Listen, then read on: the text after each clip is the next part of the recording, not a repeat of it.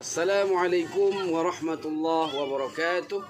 Alhamdulillah wassalatu wassalamu ala Rasulillah wa ala alihi wa sahbihi wa mawalah. Amma ba'd. Ikhwati fillah rahimakumullah, dimanapun antum berada, saya doakan semuanya dalam keadaan sehat walafiat dan senantiasa dalam lindungan Allah Subhanahu wa taala. Melanjutkan kajian fikih ruqyah kita pada kesempatan ini, kita masih membicarakan tentang pengaruh ayat-ayat Quran terhadap penyakit-penyakit yang bersifat medis atau penyakit-penyakit fisik yang biasanya ditangani oleh para dokter-dokter spesialis. Nah, apakah ruqyah dapat mengatasi penyakit-penyakit fisik?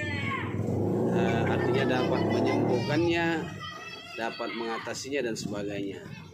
Pada pertemuan sebelumnya kita sudah menyampaikan beberapa teori yang menjelaskan secara ilmiah bahwa Al-Quran dapat menyembuhkan penyakit-penyakit yang bersifat fisik.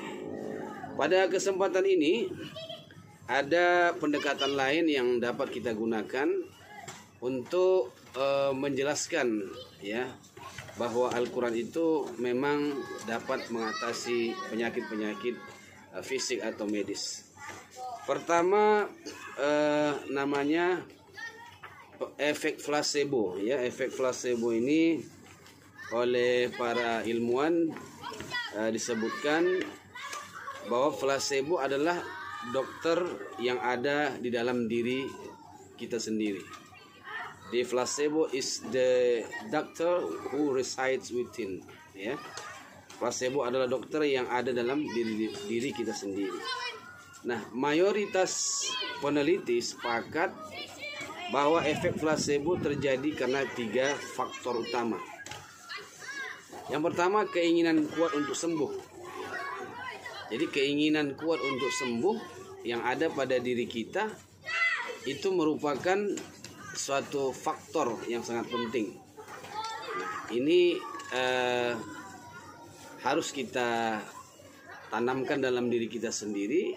Ketika kita sakit, kita punya keinginan kuat untuk sembuh. Yang kedua, pengharapan bahwa dirinya akan disembuhkan atau akan terjadi sesuatu positif dan baik. Yang ketiga, keyakinan bahwa dirinya akan sembuh karena obat tertentu atau karena keahlian seorang terapis. Dari 3 faktor utama dalam efek placebo ini, saya melihat ketiga faktor ini ada dalam kesembuhan melalui ayat-ayat Quran. Pertama, keinginan untuk sembuh. Nah, kita diajarkan dalam Islam bahwa kita yakin bahwa Allah Subhanahu wa taala Maha Pengasih, Maha Penyayang. Ketika kita meminta kepada Allah untuk disembuhkan, Dia pasti akan menyembuhkan. Walaupun kadang kesembuhan itu tidak datang seketika. Kemudian pengharapan bahwa diri kita akan disembuhkan. Itu sama dengan poin pertama. Atau terjadi sesuatu yang positif. Kita yakin bahwa akan terjadi sesuatu yang positif, tidak berputus asa dari rahmatnya Allah Subhanahu wa taala. Nah, kemudian yang ketiga yang paling penting, keyakinan bahwa dirinya akan sembuh karena obat tertentu atau karena keahlian seorang terapis. Kalau kita kaitkan dengan ruqyah syar'iyah sebagai obat, ayat-ayat Quran yang terkandung di dalam ruqyah syar'iyah kita yakini adalah syifa. Nah, maka kita kembali kepada prinsip awal bahwa harus benar-benar ada keyakinan dalam diri. Seperti yang disebutkan dalam Al-Quran, syifaun wa rahmatun lil mu'minin. Kesembuhan dan rahmat bagi orang-orang yang percaya, orang-orang yang yakin bahwa Al-Quran itu adalah obat. Nah, ketika kita meyakini bahwa Al-Quran itu adalah obat, nah maka akan timbul kesembuhan ya, yang hakikatnya kesembuhan itu datang dari Allah Subhanahu wa taala. Nah, adapun dalam konteks efek placebo tadi, karena ada keyakinan bahwa kita dengan itu akan sembuh. Nah, keyakinan itu yang menguat kemudian ya, bahwa kita akan sembuh dengan ayat-ayat Al-Quran, karena kita yakin bahwa janji Allah itu pasti. Nah, ini akan kemudian memperbaiki ya kondisi fisik kita sehingga mengalami kesembuhan. Nah, itu pendekatan pertama, yaitu efek placebo. Pendekatan yang kedua yaitu mind body medicine, ya. Mind itu pikiran, body itu fisik, tubuh. Medicine artinya pengobatan atau kedokteran, ya, atau pengobatan, penyembuhan, ya. Nah, dalam konsep mind body medicine ini, kita meyakini bahwa pikiran dan tubuh itu saling mempengaruhi, ya. Kadang ada orang karena pikiran suntuk, ya, akhirnya fisiknya menjadi sakit. Ada orang karena sakit fisiknya, pikirannya terganggu. Jadi dua hal ini, pikiran dan tubuh itu adalah dua hal yang tidak bisa dipisah dan menjadi satu kesatuan, ya, dan saling mempengaruhi, ya. Kenapa? Karena ketika orang berpikir bahwa dia akan sembuh, ya, maka fisiknya akan merespon itu, ya. Nah, sebaliknya ketika fisik mengalami kesembuhan, maka pikiran juga menjadi tenang. Mind body medicine ini adalah suatu cara untuk sembuh dengan menyelaraskan otak pikiran dengan tubuh dan perilaku, ya. Nah, cara ini berkenaan dengan bagaimana aktivitas mental, ya. Jadi aktivitas mental kita, misalnya kepercayaan atau keyakinan, mempengaruhi kesehatan fisik atau psikis, ya. Jadi mental, kekuatan mental itu bisa mempengaruhi kesehatan fisik atau, ya, kesehatan psikis kejiwaan. Nah, salah satu teknik mind body medicine adalah doa. Nah, ini disebutkan dalam sebuah buku, ya, yang ditulis oleh seorang pakar, ya, metode ini, bahwa doa adalah termasuk salah satu teknik mind body medicine, ya. Kenapa? Karena doa adalah intervensi mind body yang berkaitan dengan keimanan, agama, dan kepercayaan terhadap adanya kekuatan yang luar biasa di luar diri kita. Ini dalam Islam jelas bahwa kita sebagai seorang manusia, seorang hamba, lemah, tidak punya kekuatan. Ada sebuah kekuatan yang maha luar biasa di luar diri kita sendiri, yaitu Allah Subhanahu wa ta'ala. Allah itu yang memberikan kita kesembuhan, ya, ketenangan dan sebagainya, ya. Jadi keyakinan ini, pikiran-pikiran ini akan berpengaruh kepada fisik kita, sehingga terjadilah, ya, perubahan-perubahan yang positif. Nah, jadi ini pendekatan-pendekatan yang dapat mendukung bahwa Al-Quran adalah terapi, adalah obat yang dapat menyembuhkan penyakit yang bersifat fisik. Nah, kalau kita kembali kepada surah Al-Isra ayat 82 yang mengatakan wa nunazzilu minal Qur'an ma huwa syifaa'un wa rahmatun lil mu'minin, ya. Maka di sini ada beberapa hal, ya, yang akan menentukan keberhasilan terapi dengan Al-Quran, ya. Nah, inilah sebenarnya pendekatan yang harus kita yakini. Adapun efek placebo, mind body medicine, ya, itu adalah sekedar pendukung. Adapun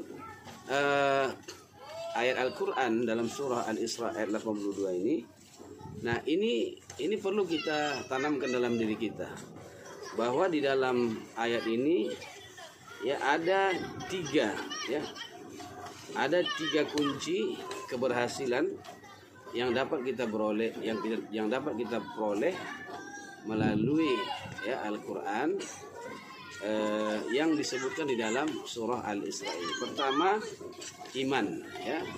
Pertama iman. Syifaun wa rahmatun lil mu'minin. Nah, iman ini tentu ya sebagaimana sudah pernah saya sampaikan, ya iman bukan hanya sekedar beriman kepada Allah, kepada Rasul, kepada malaikat, kepada kitab suci dan seterusnya, ya. Tapi iman dalam pengertian yang sangat mendasar sekali, yaitu percaya bahwa Al-Quran itu adalah syifa wa rahmah. Al-Quran itu adalah obat dan rahmat, ya, bagi orang yang percaya. Nah, jadi kepercayaan itu sama dengan arti keyakinan, bahwa kita yakin bahwa Al-Quran itu adalah obat. Nah, tentu setelah kita melakukan terapi ruqyah syar'iyah, nah, kita harus percaya dan yakin bahwa apa yang kita lakukan itu akan diijabah atau dikabulkan oleh Allah Subhanahu wa taala. Nah, tentu kita kembali lagi bahwa bentuk pengabulan atau ijabah dari Allah Subhanahu wa taala itu kadang tidak sesuai atau sejalan dengan yang kita maksud, ya. Contoh misalnya kita minta rezeki, diberi uang misalnya, ya.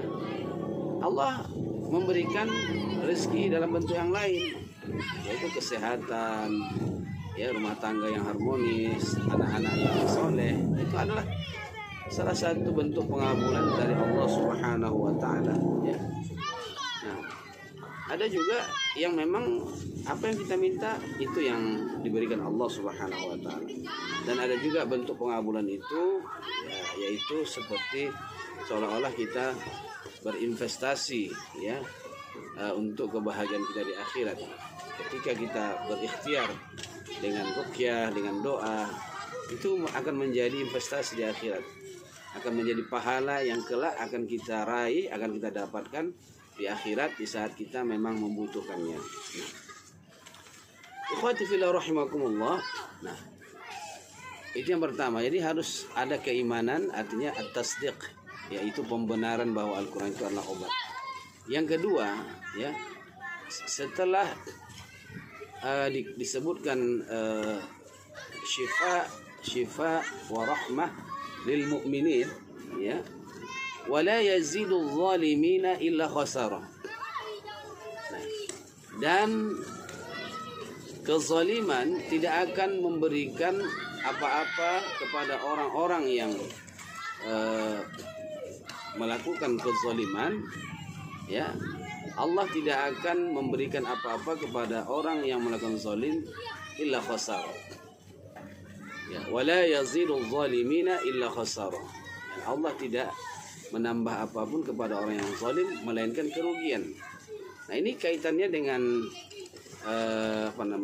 dengan kalimat sebelumnya, yaitu syifaa'un wa rahmatun lil mu'minin wa la yazidu zalimina illa khasara. Artinya kesembuhan itu kadang tertunda, ya, disebabkan oleh kezaliman yang kita lakukan. Maka orang yang ingin sembuh melalui ayat-ayat Quran, termasuk kesembuhan untuk mengatasi penyakit medis, maka dia harus menjauhkan kezaliman, ya. Kalau dia pernah melakukan kezaliman, dia harus bertaubat kepada Allah. Zalim kepada diri sendiri, zalim kepada orang lain, bahkan zalim kepada Allah Subhanahu wa taala. Ya, kenapa? Karena meletakkan sesuatu tidak pada tempatnya. Ya, Allah Subhanahu wa taala itu Maha Kuasa. Dialah yang Maha Esa. Dialah satu-satunya yang dapat memberikan pertolongan. Tapi kemudian kita meyakini sesuatu yang lain dapat membantu kita, dapat menolong kita, dapat menyembuhkan kita. Ini kezaliman. Inna syirka la zulmun azim. Sesungguhnya kesyirikan itu adalah kezaliman yang sangat besar. Jadi kalau ada orang ruqyah tapi dia pakai jimat, pakai tangkal, ada orang pergi ruqyah, minta ruqyah, tapi kemudian dia masih percaya dengan kekuatan benda-benda, ya, atau masih memuja benda-benda kuno dan sebagainya, maka tidak ada makna atau arti dari ruqyah yang dia lakukan. Kenapa? Karena dia masih melakukan kezaliman.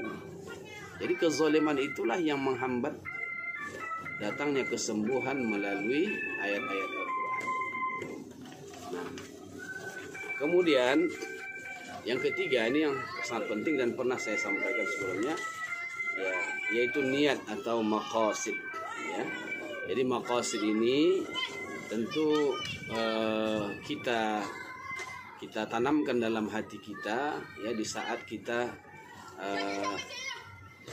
memulai ruqyah yang kita lakukan, atau seorang pasien dia betul-betul menanamkan niat yang benar, ya, tujuan yang benar dari terapi ruqyah yang dia lakukan. Apakah dia benar-benar ingin ruqyah mendapatkan kesembuhan dan yakin bahwa Al-Quran itu adalah obat, atau dia hanya sekedar ikut-ikutan atau sekedar coba-coba, ya, tanpa ada keyakinan penuh bahwa Al-Quran itu adalah syifa.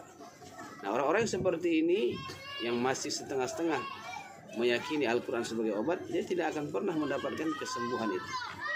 Nah, jadi tiga hal ini, ya, yang menjadi kunci. Ya, pertama, ya, harus betul-betul yakin bahwa Al-Quran adalah obat. Kedua, meninggalkan kezaliman atau bertaubat dari kezaliman, atau menghapuskan segala macam bentuk kezaliman, baik kepada diri sendiri, pada orang lain, maupun kepada Allah Subhanahu wa taala.